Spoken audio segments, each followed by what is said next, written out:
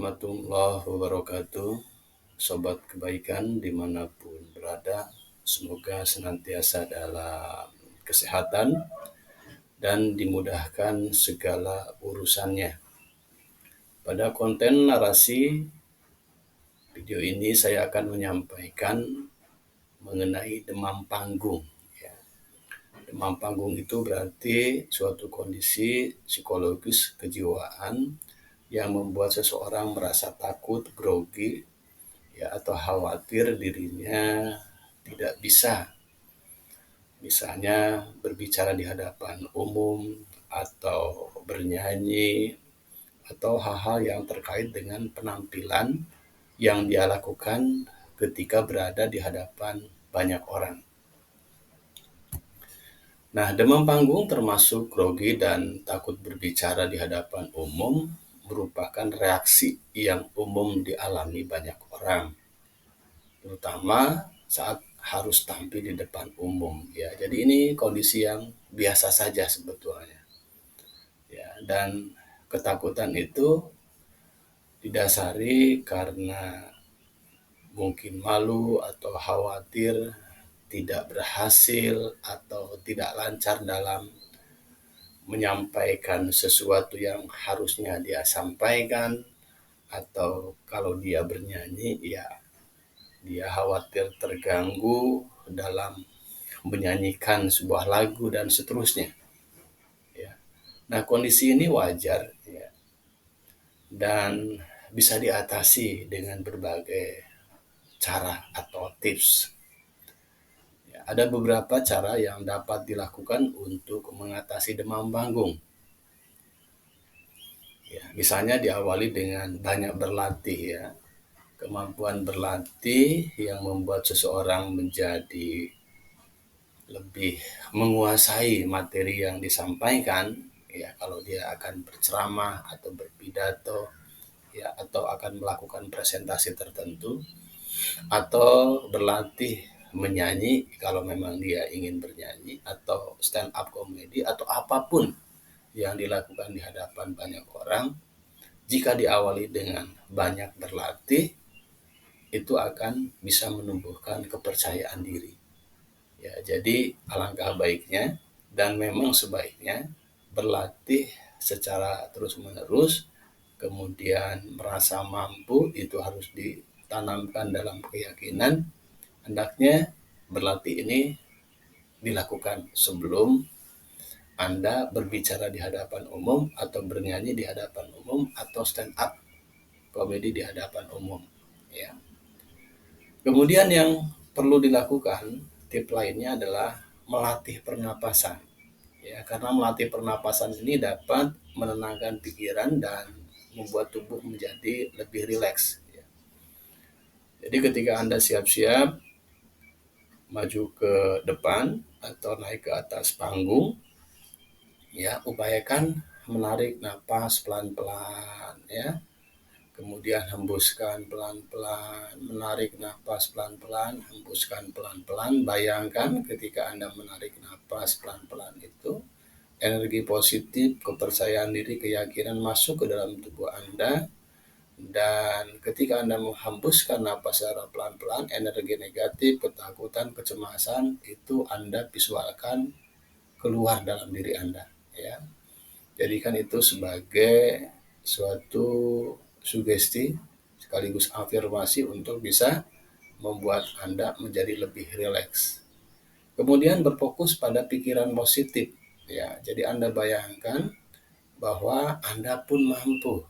Kalau orang lain mampu berbicara di hadapan umum, bernyanyi di hadapan umum, stand up comedy di hadapan umum, Anda pun pasti mampu. Karena Anda punya potensi yang sama. Anda punya kemampuan yang sama. Bahkan Anda mungkin punya kelebihan-kelebihan tertentu yang tidak dimiliki oleh yang lain. Kemudian fokuskan pikiran positif bahwa Anda membayangkan, sekaligus Anda membayangkan bahwa Anda merasa puas dengan penampilan Anda. Anda mendapatkan apresiasi, Anda mendapatkan tepuk tangan, Anda mendapatkan rasa kagum dari audiens. Nah, Pikiran-pikiran positif itu hendaknya dimunculkan. Sedangkan rasa takut itu adalah hambatan yang harus Anda atasi, harus Anda lawan. Dia menjadi musuh Anda yang bisa melemahkan Anda untuk bisa lebih maju. Oleh karena itu, Anda harus kalahkan rasa takut Anda dengan lebih menunjukkan pikiran-pikiran positif bahwa Anda mampu, Anda berani, Anda adalah orang yang memiliki keterampilan, Anda adalah orang yang memiliki kemampuan, dan Anda bisa untuk berada di depan umum untuk menyampaikan materi, presentasi, pidato, dan semacamnya, termasuk kalau mungkin Anda ingin bernyanyi, ya Anda mampu untuk menyanyikan atau membawakan lagu dengan baik di hadapan umum. Begitu juga dengan stand up comedy ya, Anda mampu membawakannya sebagaimana orang yang juga mampu membawakannya. Ya, jadi kalau orang lain mampu, pasti Anda juga mampu. Nah itu tanamkan pikiran positif semacam itu. Kemudian ketika Anda juga mengalami perasaan grogi gitu ya, takut ya, bisa dinetralisir dengan aktivitas fisik ringan ya, peregangan, berjalan-jalan ya. Nah, jadi ketika Anda berpidato atau stand up atau nyanyi, ya gerakan tubuh tertentu itu bisa menetralisir rasa grogi itu ya, dengan mondar-mandir misalnya di atas panggung atau melakukan gerakan tertentu di atas panggung yang usahakan itu menjadi bagian dari perform Anda supaya nanti tidak terkesan aneh ya. Nah, dengan cara demikian itu bisa membantu Anda untuk mengatasi rasa grogi. Nah, yang paling penting lagi adalah interaktif ya. Jadikan penonton itu sebagai teman ya. Jadikan mereka adalah upaya untuk membangun hubungan. Berinteraksilah dengan mereka karena itu adalah bagian dari upaya untuk menetralisir rasa takut, rasa grogi ya, nervous dan semacamnya. Sapa mereka ya dengan hal-hal yang baik ya, atau puji mereka dengan hal-hal yang baik yang kemudian itu bisa menumbuhkan emosi positif pada diri audiens, sekaligus itu bisa menularkan energi positif itu ke diri Anda.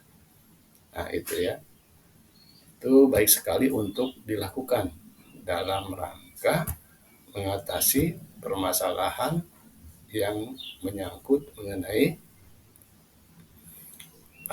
nervous ya. Mengatasi ya demam panggung ini membutuhkan waktu dan kesabaran. Jadi perlu jam terbang kalau kata orang ya.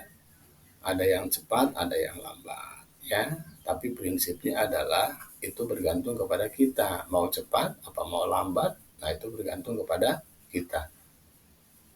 Oke. Nah itu kembali kepada kita. Kalau kita bersungguh-sungguh senantiasa menunjukkan sikap positif, pikiran positif, yakin dengan diri sendiri, kemudian Anda pasti merasa bisa sebagaimana orang lain bisa, kemudian penonton dijadikan sebagai teman interaksi untuk memberikan energi positif kepada Anda bisa lebih cepat untuk bisa menguasai panggung, sehingga demam panggung itu bisa diatasi, gitu ya. Kemudian, ya apabila Anda merasa belum juga muncul kepercayaan diri untuk tampil di hadapan umum, padahal Anda sudah mencoba berbagai macam tips, ya, barangkali jawaban yang paling tepat untuk mengatasi masalah Anda itu adalah dengan meminta bantuan jasa hipnoterapis. Kami sebagai hipnoterapis memiliki atau dibekali kemampuan teknis, teoritis, ya, yang bisa diimplementasikan untuk mengatasi berbagai macam keluhan, ya, keluhan mental, emosi, psikis, ya, termasuk dalam hal ini rasa takut ketika tampil di hadapan umum, ya, merasa grogi ketika harus berbicara di hadapan umum, ketika harus bernyanyi di hadapan umum, ya, atau stand up misalnya, di hadapan umum. Rasa grogi itu muncul, rasa takut itu muncul.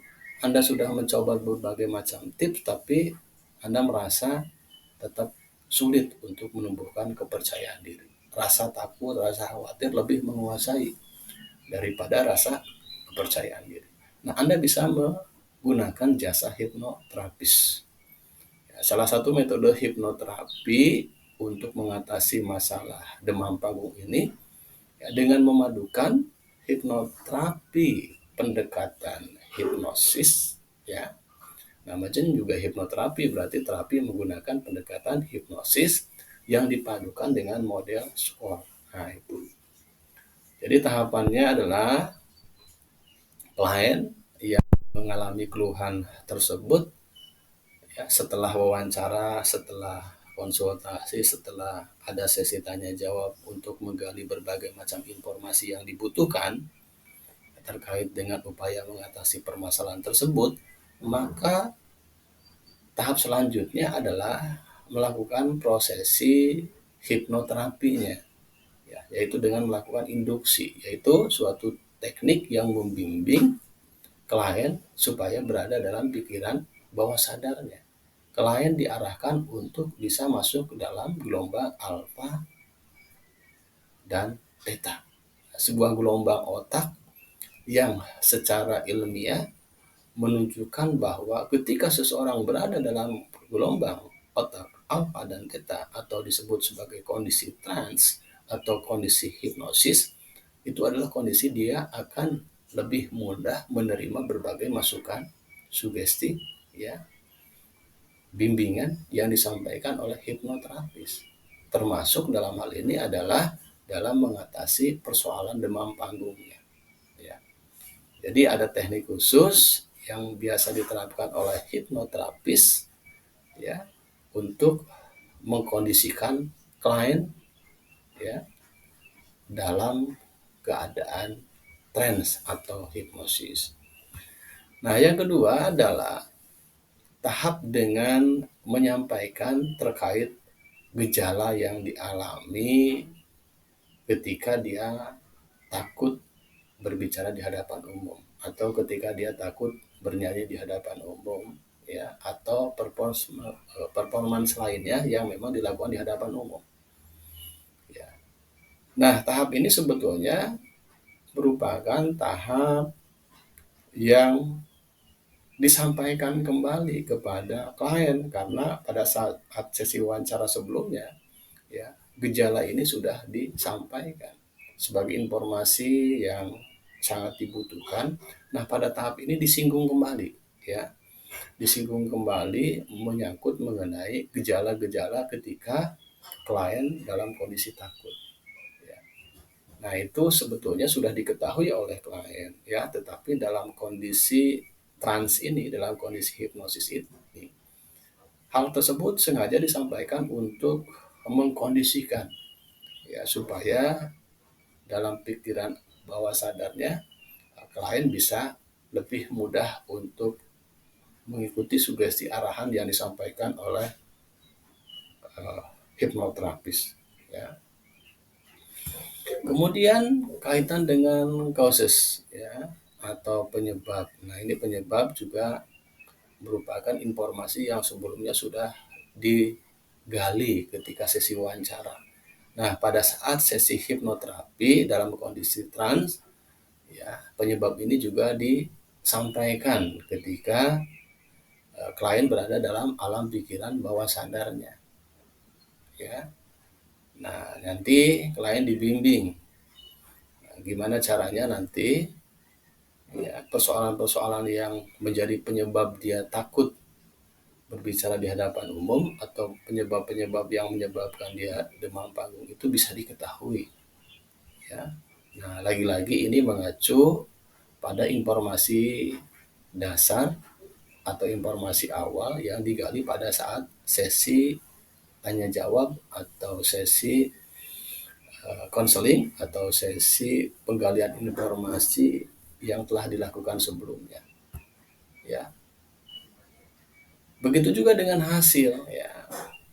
Pada saat sesi wawancara ya, atau dialog. Di situ kan klien ingin dia pulih dari rasa takutnya, atau dia bisa mengalahkan rasa takutnya, mengalahkan rasa groginya ketika akan tampil atau ketika berada di hadapan publik atau ketika berada di atas panggung. Nah, pada tahap sesi hipnoterapi ya itu disinggung kembali untuk memperkuat pemahaman ya, karena berbeda kondisinya antara saat dia wawancara dengan klien dengan ketika proses hipnoterapi ini dilakukan ya. Kalau saat wawancara katakanlah berada dalam gelombang otak beta, sedangkan ketika proses hipnoterapi ini klien berada dalam kondisi gelombang otak alfa dan theta atau dalam kondisi hipnosis ya. Jadi disampaikan di situ ya keinginannya untuk bisa pulih, untuk bisa tampil percaya diri ya. Nah, sebelumnya pada saat wawancara kan digali juga informasi, misalnya siapa public speaker yang menjadi idola, gitu ya. Public speaker yang menjadi idolanya siapa? Apa yang dia suka terhadap public speaker itu misalnya, atau penyanyi yang menjadi idola, atau stand up komedi yang menjadi idola, apa yang membuat klien merasa terkesan terkait dengan kepercayaan dirinya. Nah, nilai-nilai itu dimunculkan ya untuk bisa diutilisasi ya. Nanti ada proses bagaimana katakanlah upaya untuk menumbuhkan motivasi ya. Ada sisi-sisi reframing yang disampaikan, yang semuanya itu diarahkan kepada hasil yang diinginkan. Kemudian juga tahapan resources, sumber daya. Artinya bahwa untuk memperkuat proses pemulihan, kita bisa mengakses atau klien bisa mengakses hal-hal yang bersumber dari dalam diri klien terkait dengan keberaniannya ya, bahwa kamu atau Anda memiliki keberanian sebetulnya ya, cuma Anda ya kurang memaksimalkan atau tidak atau kurang menonjolkan keberanian itu. Nah, dalam kondisi hipnosis kita bisa munculkan keberanian itu. Kita bisa munculkan bahwa keberaniannya jauh lebih besar daripada rasa takutnya. Ya. Keberaniannya jauh lebih kuat daripada rasa takutnya. Dia juga kita yakinkan bahwa dirinya memiliki sikap yang bisa mengontrol ya perasaannya sehingga bisa menjadi lebih tenang. Ya, kita yakinkan kepadanya bahwa Anda adalah tuan dari pikiran dan perasaan Anda. Anda sebagai tuan dari pikiran dan perasaan Anda bisa menggunakan kemampuan pikiran Anda sebagai sumber daya yang bisa memperkuat keyakinan dan kepercayaan diri sekaligus melemahkan rasa takut. Nah, gitu ya. Nah, itu juga bisa difungsikan terkait dengan masalah itu. Nah, rasa takut itu kan bagian dari emosi ya. Nah, jadi karena Anda adalah tuan dari pikiran dan perasaan Anda, maka rasa takut ya, berpikir negatif ya, atau hal-hal yang bisa merusak mentalitas Anda atau melemahkan mentalitas Anda harus tunjukkan bahwa Anda adalah tuannya. Anda tidak bisa didikte oleh perasaan takut itu. Anda tidak bisa didikte oleh perasaan grogi itu. Anda tidak bisa didikte oleh kurang percaya diri Anda, ya. Jadi Anda harus memulihkan, menunjukkan otoritas Anda bahwa Anda adalah tuan dari pikiran dan perasaan Anda, sehingga ketika pikiran dan perasaan itu mengarahkan Anda menjadi lemah, menjadi sulit untuk bisa percaya diri, Anda harus tunjukkan otoritas bahwa Anda adalah tuan dari pikiran dan perasaan itu.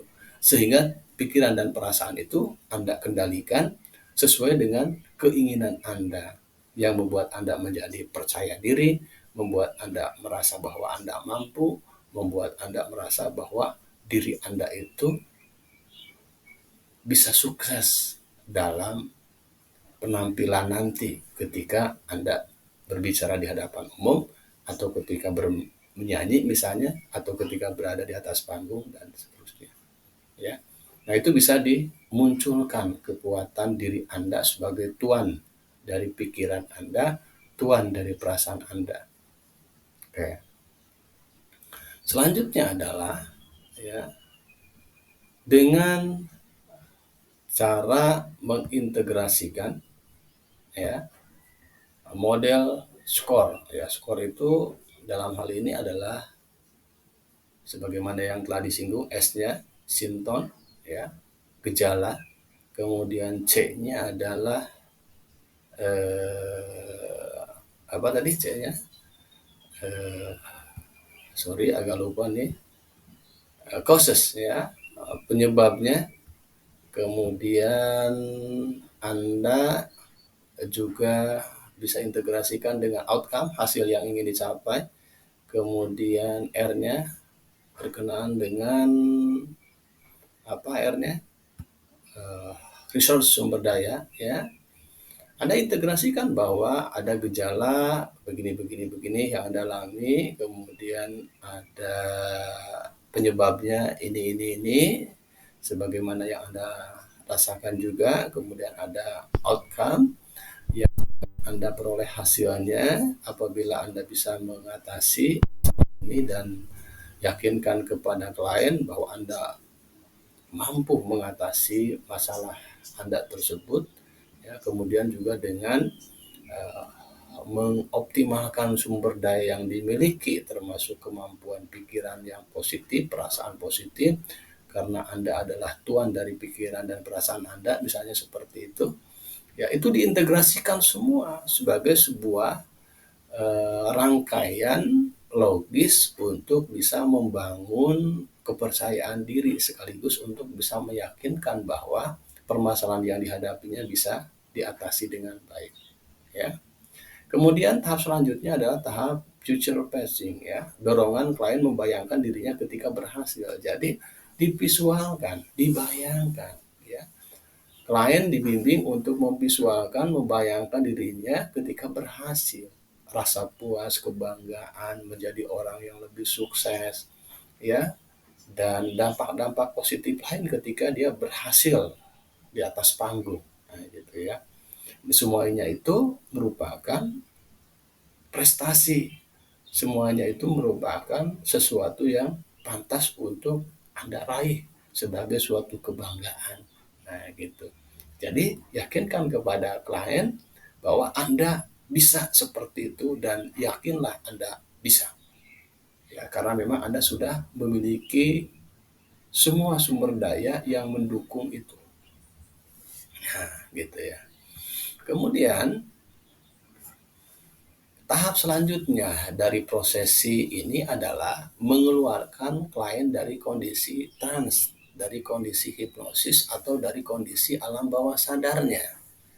Nah, sebelum dikeluarkan, nilai-nilai yang menyangkut mengenai upaya pemulihan atau upaya untuk mengatasi rasa takutnya atau rasa groginya atau demam panggungnya itu betul-betul melekat dalam dirinya, sehingga meskipun dia keluar dalam kondisi yang sadar dari kondisi hipnotis atau dari kondisi trans ya, nilai-nilai tersebut melekat dalam dirinya ya, yang kemudian itu betul-betul bisa memberikan efek terhadap munculnya keberanian dan hilangnya rasa takut atau pulihnya dari demam panggung ya. Jadi tahap ini adalah sebuah tahap penting yang harus diperhatikan oleh hipnoterapis, sekaligus juga perlunya kerjasama dengan klien. Dalam konteks ini klien dan hipnoterapis berkolaborasi sesungguhnya untuk bisa mengatasi masalah klien ya. Oleh karena itu dari awal klien dan hipnoterapis harus saling menghormati, saling menghargai, saling mempercayai ya, sehingga sinergi kolaborasi dalam proses hipnoterapi ini bisa lebih maksimal gitu ya. Nah, ketika klien sudah kembali dalam kondisi hipnosis atau kembali ke alam pikiran sadarnya ya, maka diharapkan nilai-nilai yang menyangkut mengenai proses untuk bisa menyembuhkan diri atau mengatasi masalah demam panggung tadi betul-betul masih melekat ya dalam dirinya, yang kemudian itu bisa berdampak terhadap upaya dalam mengatasi demam panggung tersebut ya. Nanti kita bisa lihat hasilnya ya. Nah, bisa kita lihat hasilnya. Ya, ada yang cepat menghilangkan rasa demam panggungnya, ada juga yang mungkin butuh 2 kali hipnoterapi atau mungkin 3 kali begitu ya. Nah, itu bergantung kepada kondisi kejiwaan dari masing-masing klien begitu ya.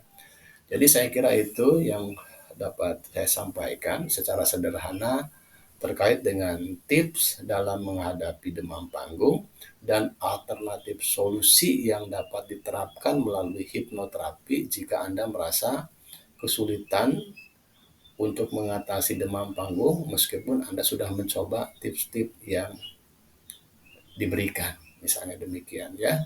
Silakan untuk konsultasi bisa menghubungi ke email hipnosehatbahagia@gmail.com. Terima kasih. Ya, mohon klik subscribe-nya dan share. Mudah-mudahan bermanfaat. Salam sehat, salam sukses. Assalamualaikum warahmatullahi wabarakatuh.